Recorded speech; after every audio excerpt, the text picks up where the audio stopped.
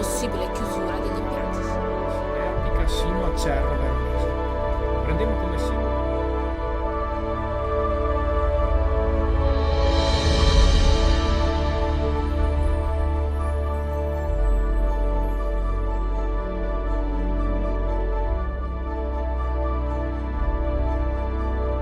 Sono cominciati i lavori di restauro, mentre nel 2008 è stato portato a termine il secondo dei 3 stralci